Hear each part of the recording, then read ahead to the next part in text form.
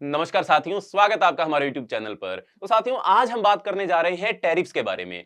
Tariffs जो है वो एक इकोनॉमिक टूल है जो कंट्रीज की ट्रेड पॉलिसी में एक स्पेशल रोल प्ले करते हैं। लेकिन टैरिफ सिर्फ नंबर या पॉलिसीज नहीं होते, ये जियोपॉलिटिक्स, इंटरनेशनल रिलेशन और लोकल इकोनॉमीज को शेप करने में भी काम करते हैं। आज हम एक फैसिनेटिंग स्टोरी के साथ शुरुआत करेंगे। हम सबसे पहले बात करेंगे चिकन वॉर के बारे में, जिसने ना सिर्फ वेस्ट जर्मनी और अमेरिका के ट्रेड रिलेशन को बदला, बल्कि एक बड़े इकोनॉमिक डिबेट को भी जन्म दिया था। और फिर हम समझेंगे कि कैसे डोनाल्ड ट्रंप के इकोनॉमिक प्लान ने टैरिफ को वापस में स्पॉटलाइट में लाने का काम किया है, और क्या डोनाल्ड ट्रंप की आज की पॉलिसी जो है वो अमेरिका को एक नई डिस्ट्रक्शन की तरफ लेकर जा सकती है। इसके ऊपर भी हम विचार करेंगे। तो चलिए स्टार्ट करते हैं आज की हमारी इस जर्नी को। पर उससे पहले, चैनल का नाम है दिया ये सब, मेरा नाम है राही मेहता। चैनल को अभी सब्सक्राइब कर लीजिए ताकि आप ऐसी इंफॉर्मेटिव एंड इंटरेस्टिंग वीडियोस देखते रहें। तो दोस्तों, सबसे पहले ये जो टैरिफ है ये डोनाल्ड ट्रंप के इकोनॉमिक प्लान की जान भी है। लेकिन हमें टैरिफ के बारे में जानने से पहले एक कहानी मैं आपको सुनाना चाहूंगा। ये कहानी है अमेरिका के चिकन वॉर के बारे में। चिकन वॉर एक ऐसी कहानी है जो पोस्ट वर्ल्ड वॉर 2 के बाद स्टार्ट हुई थी। तब हुआ क्या था, वेस्ट जर्मनी के बहुत से लोग चिकन जो थे वो खाने लगे थे, और स्पेशली अमेरिकन चिकन खाने लगे थे। 1962 के बीच तक यूएस के फार्मर्स जो थे वो यूरोप को और खासकर जो जर्मनी था उसको $50 मिलियन के चिकन जो थे वो बेचने की तैयारी कर चुके थे। आज के हिसाब से लगभग ये $500 मिलियन का आंकड़ा हो जाएगा। इससे यूरोपियन फार्मर्स जो थे वो गुस्सा हो गए थे, और जो ऑर्गेनाइजेशन बाद में बनी यूरोपियन यूनियन, उन्होंने चिकन के ऊपर टैरिफ लगाने का काम किया। इससे हुआ क्या, 5 पाउंड का चिकन जो अमेरिका से जो यूरोप जाता था, जिसकी कीमत सिर्फ $1.60 हुआ करती थी, वो बढ़कर $2.25 के आसपास पहुंच गई। इंपोर्ट्स जल्द ही, जो चिकन के इंपोर्ट्स थे यूरोप के अंदर, वो गिरने लगे। यूएस चिकन फार्मर्स और पॉलिटिशियंस इससे काफी ज्यादा खफा हो गए थे, फ्यूरियस हो गए थे। उसके बाद अमेरिका ने सोचा कि जर्मनी हमारा बड़ा मार्केट है चिकन के लिए, अगर हम जर्मन्स को हर्ट करें तो शायद वो अपने चिकन का डिसीजन बदल लें और अपने टैरिफ का डिसीजन बदल लें। तो यूएस ने जर्मनी से इंपोर्ट होने वाले जो ट्रक्स थे, खासकर जो वोक्सवैगन के ट्रक्स थे, उसके ऊपर 25% टैरिफ लगाने का काम किया। यूएस में उनके ट्रक्स की सेल इसके बाद लगातार गिरती गई, और उसके बाद कभी भी ये रिकवर नहीं हो पाई। इसी बीच जर्मन्स को ज्यादा महंगा चिकन जो था वो अमेरिका से लेते रहना पड़ा, और अमेरिका के पास ट्रक्स के जो ऑप्शंस थे वो कम हो गए थे। ये एक ऐसा परफेक्ट एग्जांपल है कि टैरिफ जो है वो किसी भी इकोनॉमी के अंदर क्या कर सकते हैं। एक तरफ अमेरिका के अंदर जो जर्मनी के ट्रक्स आया करते थे, उनकी जो सेल थी वो हाफ हो गई अमेरिका के टैरिफ के चलते। बट अमेरिका के जो चिकन थे जो महंगे हो गए थे यूरोप के अंदर, जर्मनी के अंदर, वो फिर भी थोड़ा बहुत बिकते रहे।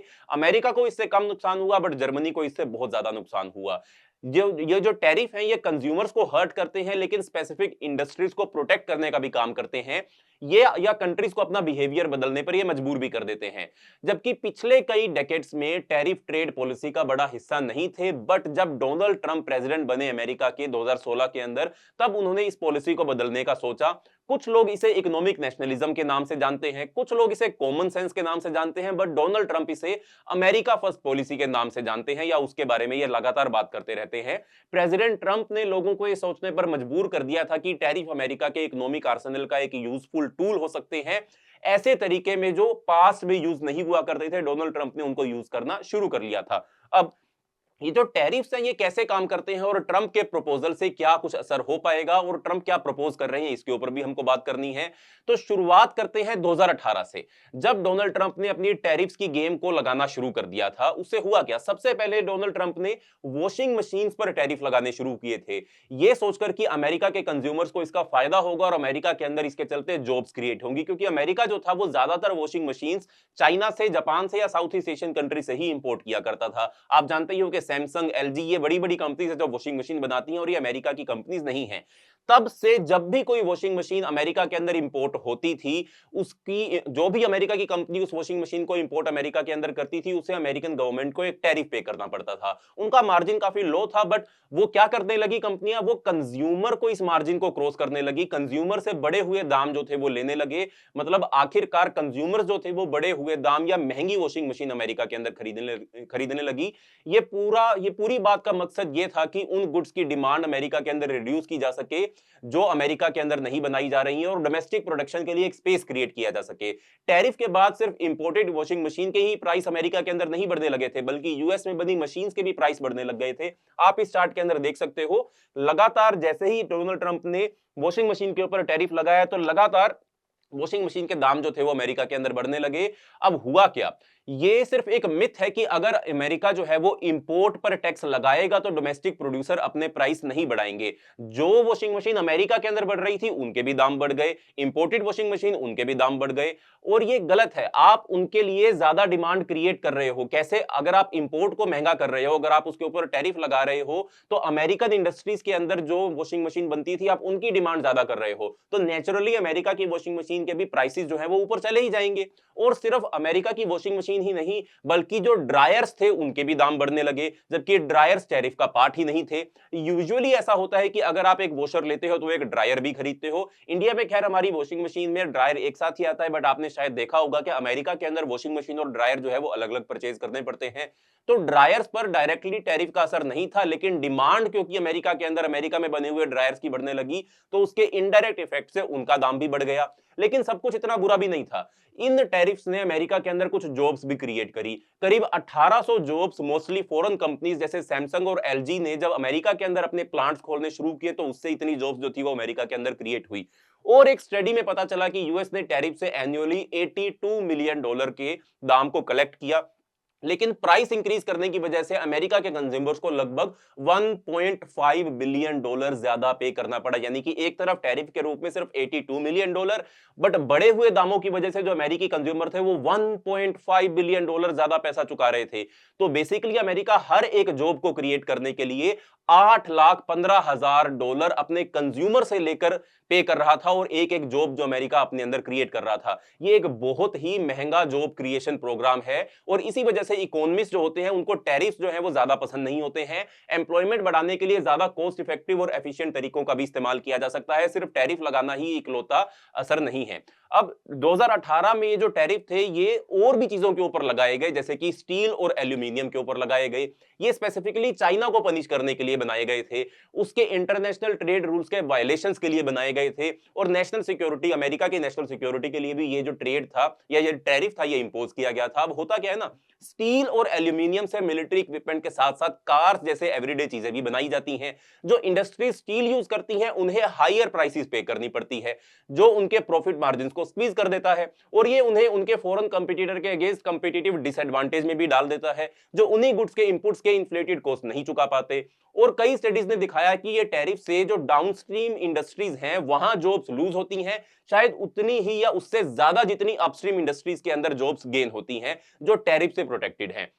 अब 2018 में टैरिफ्स पर कई सारी स्टडीज जो थी वो की गई थी, और उसके अंदर टैरिफ से काफी सारे कॉन्स और प्रोन्स जो निकलते हैं उनके बारे में बताया गया था। एक एक करके इनको भी जान लेते हैं। जैसे मैन्युफैक्चरिंग जॉब्स जो पहले डिक्लाइन हो रही थी वो अमेरिका के अंदर बढ़ी नहीं, लेकिन स्टेबलाइज जरूर हो गई। ओवरऑल इकोनॉमी में जॉब्स लूज हुई, ज्यादातर डाउनस्ट्रीम इंडस्ट्रीज में टैरिफ का ज्यादा असर हुआ, उसका कॉस्ट यूएस कंपनीज और यूएस कंज्यूमर्स को डालना पड़ा या उनको चुकाना पड़ा।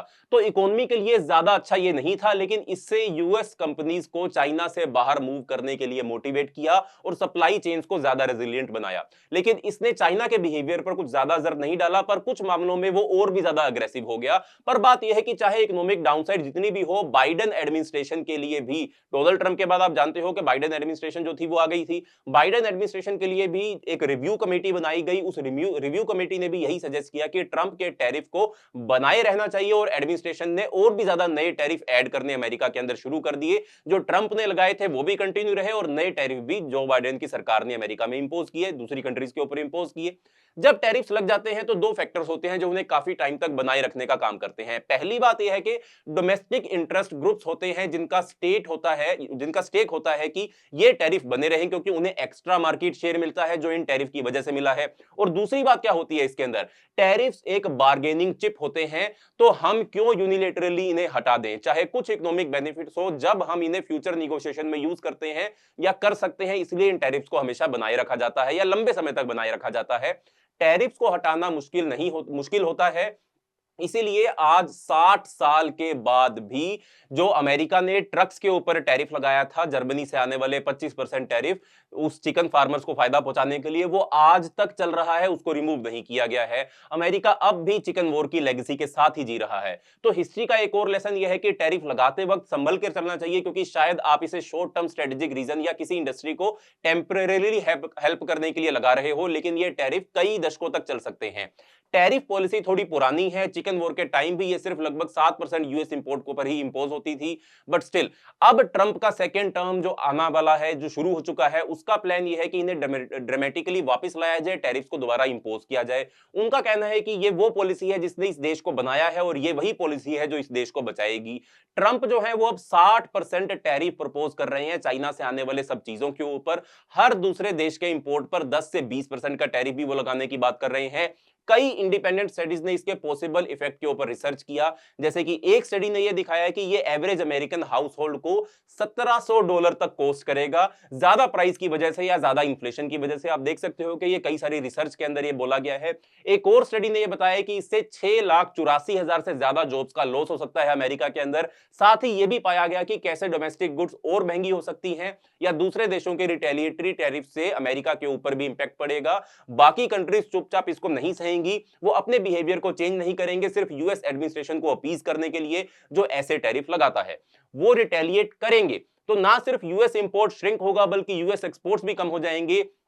ट्रंप इन टैरिफ को एक रेवेन्यू स्ट्रीम के रूप में यूज करना चाहते हैं ताकि यूएस के टैक्स को कट कर दिया जा सके और वो टैक्स कट करने से जो पैसे की कमी होती है वो टैरिफ से इकट्ठा किया जा सके। जहां एक तरफ फॉरेन कंट्रीज के ऊपर टैरिफ बढ़ेंगे, वहीं दूसरी तरफ अमेरिकन वर्कर्स और फैमिलीज के ऊपर वो टैक्स कम करना चाहते हैं। स्टडीज ने यह दिखाया कि उनका यह प्रपोजल हर साल लगभग एक क्वार्टर यानी कि $0.25 ट्रिलियन का रेवेन्यू जनरेट कर सकता है, जो फेडरल गवर्नमेंट के लिए अभी के टोटल टैक्स रेवेन्यू का 5% होगा। तो अगर टैरिफ हमेशा इकोनॉमी के लिए नुकसान ही पहुंचाते हैं तो फिर ट्रंप जो है वो इनके ऊपर इतना फोकस क्यों कर रहे हैं? तो दोस्तों, आखिरी 20 सालों में चाइना ने एग्रेसिवली अपने मैन्युफैक्चरिंग के अंदर इन्वेस्ट किया और दुनिया का सबसे बड़ा एक्सपोर्टर भी बन गया। आज भी वो किसी भी देश से ज्यादा इन्वेस्ट करता है अपने मैन्युफैक्चरिंग सेक्टर के अंदर। इसी वजह से वो स्टील और एल्यूमिनियम जैसे प्रोडक्ट को बिलो मार्केट वैल्यू पर एक्सपोर्ट कर देता है और ये कई ट्रेड रूल्स वायलेशन करता है। एंड प्रेसिडेंट ट्रंप को एक मौका देता है कि वो टैरिफ यूज करने की डिस्कशन को रीस्टार्ट कर सके ताकि दूसरे देशों को पनिश किया जा सके, खासकर चाइना को पनिश किया जा सके। और बाइडेन एडमिनिस्ट्रेशन ने इस अप्रोच को बस कंटिन्यू ही किया था, तो पूरा एनवायरनमेंट ड्रास्टिकली चेंज हो गया है पिछले 20 सालों में, जब ट्रेड पॉलिसी काफी शांत बिजनेस हुआ करती थी। अब हम इंडस्ट्रियल पॉलिसी, टैरिफ, सब्सिडीज और अलग अलग इंटरवेंशंस की बात सुन रहे हैं क्योंकि पूरा ग्लोबल और जियोपॉलिटिकल एनवायरनमेंट जो है वो काफी ड्रामेटिकली चेंज हो चुका है और ये और ज्यादा ड्रामेटिक हो सकता है ट्रंप के प्रपोज टैरिफ प्लान के साथ। शॉर्ट रन में हमें पता है कि इकोनॉमी को इससे नुकसान होगा, बट लॉन्ग रन में क्या होगा ये कोई भी नहीं जानता। क्या ये यूएस और बाकी दुनिया के बीच में एक जंग का कारण बनेगा, ट्रेड वॉर का कारण बनेगा, या फिर वेस्टर्न वर्ल्ड और चाइना के बीच में ही ये सीमित रह जाएगा?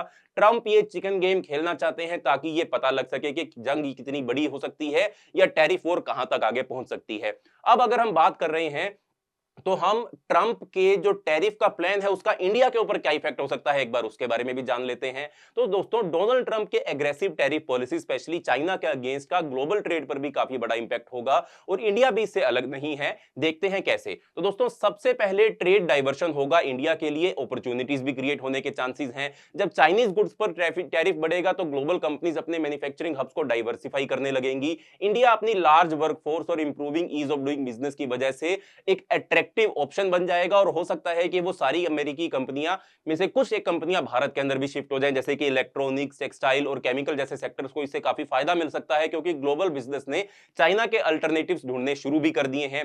साथ ही यूएस के लिए इंडियन एक्सपोर्ट्स में भी बढ़ोतरी हुई है और स्पेशली उन गुड्स में जो चाइना से एक्सपोर्ट में हम कंपीट भी करते हैं, यानी कि भारत को थोड़ा फायदा पिछली टर्म के दौरान भी हुआ था, इस सेक्टर के अंदर दोबारा फायदा होने के चांसेस हमारे लिए बन जाएंगे।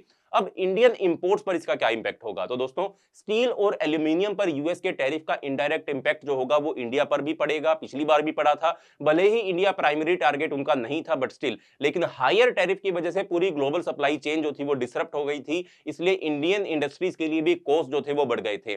साथ ही चाइना और दूसरे नेशंस के रिटेलिएटरी टैरिफ्स ने कमोडिटी प्राइसेस को अफेक्ट किया, जो इंडियन इंपोर्टेंस के लिए भी एक चैलेंज बन गया था। अब क्या पोटेंशियल चैलेंजेस हो सकते हैं? तो दोस्तों, अगर यूएस ने ब्रॉडर टैरिफ पॉलिसीज लगाई तो इंडियन एक्सपोर्ट जैसे आईटी सर्विसेज और फार्मास्यूटिकल के ऊपर भी नुकसान हो सकता है। यूएस इंडिया का एक बड़ा ट्रेडिंग पार्टनर है और टैरिफ हाइक्स एक क्रूशियल रिलेशनशिप को डिसरप्ट कर सकती हैं। इसके साथ ही टैरिफ वॉर से अपॉर्चुनिटीज तो बनी, लेकिन ग्लोबल इकोनॉमिक अनसर्टेनिटी भी बढ़ जाएगी, जो फॉरेन डायरेक्ट इन्वेस्टमेंट के लिए एक चैलेंज बन जाएगा। साथ ही इंडिया ने अपने आप को एक न्यूट्रल प्लेयर की तरह पिछली बार पोजीशन किया था, और इस सिचुएशन का फायदा उठाकर दोनों यूएस और चाइना के साथ अपने ट्रेड रिलेशन को इंडिया ने स्ट्रॉन्ग बनाने का काम किया था। इनिशिएटिव जैसे कि मेक इन इंडिया और ज्यादा रेलेवेंट बन गए थे, क्योंकि इंडिया ने चाइना से मूव कर रही कंपनीज को अट्रैक्ट करना शुरू कर दिया था। ट्रंप के अमेरिका फर्स्ट पॉलिसी की वजह से इंडिया यूएस ट्रेड निगोशिएशन में टेंशन भी बढ़ी थी। एग्जांपल के लिए इंडिया पर प्रेशर था कि वो अमेरिकन गुड्स जैसे हार्ले डेविडसन मोटरसाइकिल पर अपने टैरिफ्स को कम करे। चैलेंजेस के बावजूद यूएस के लिए हम एक की एलाई हैं, और दोनों नेशंस अपने ट्रेड टाइज को इंप्रूव करने पर काम करते रहे, और हमको उम्मीद है कि फ्यूचर में भी हम ये करते रहेंगे। तो दोस्तों, ये थी टैरिफ की कहानी। एक टूल जो शॉर्ट टर्म बेनिफिट्स तो दे सकता है, लेकिन लॉन्ग टर्म रेपरकशन जो है इसके अनप्रेडिक्टेबल होते हैं। चिकन वॉर की लेगेसी हमें यह सिखाती है कि ट्रेड पॉलिसीज कभी भी इतनी सिंपल नहीं होती हैं। वो जियोपॉलिटिक्स और डोमेस्टिक इकोनॉमीज के बीच एक डेलिकेट बैलेंस का काम करती हैं। आज के ग्लोबलाइज्ड वर्ल्ड में टैरिफ का इंपैक्ट सिर्फ एक कंट्री तक सीमित नहीं रहता है, वो एक चेन रिएक्शन शुरू करते हैं, और ट्रंप के एग्रेसिव प्रपोजल के साथ ये चेन रिएक्शन और भी ज्यादा कॉम्प्लेक्स हो सकता है। क्या ये एक ग्लोबल ट्रेड वॉर बनेगी या नए इकोनॉमिक ऑर्डर की शुरुआत होगी, ये देखना भी बाकी है। तब तक आप इस डिस्कशन में अपने थॉट्स हमारे साथ जरूर शेयर कीजिए। अगर आपको ये वीडियो अच्छी लगी है तो वीडियो को लाइक कीजिए, वीडियो को शेयर कीजिए, वीडियो पर कमेंट कीजिए। मिलते हैं अगली वीडियो में, तब तक के लिए बाय बाय, धन्यवाद, जय हिंद।